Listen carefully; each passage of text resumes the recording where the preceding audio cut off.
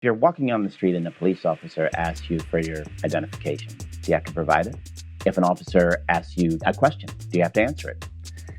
Those questions are kind of complicated, and I'm here to discuss very briefly those complications. I'm Professor Dan Capra from Fordham Law School. The answer is, as in most legal questions, it depends.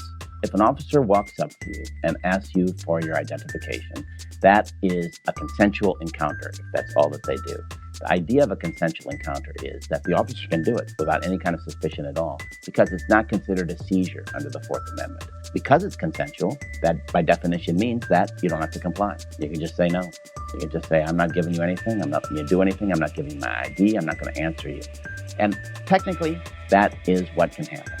Unfortunately, in reality, that's what never happens. In other words, what happens on the ground is different from what might happen in under the Fourth Amendment law, as it were.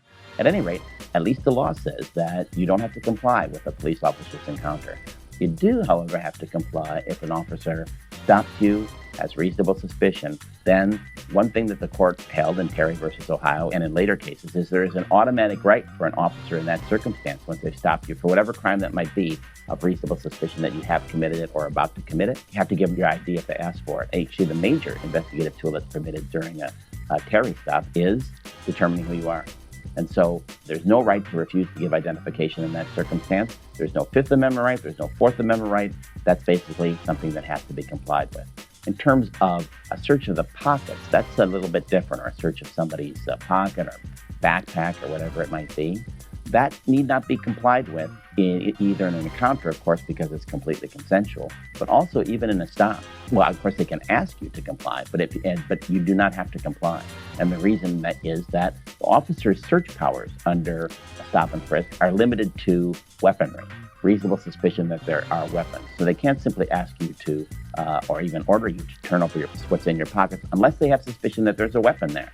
And generally speaking, there's not going to be a weapon that could hurt them in, for example, a pocket. At least that's true in most cases. So basically, there are kind of dancing rules between the officer and the suspect that not many people know in advance.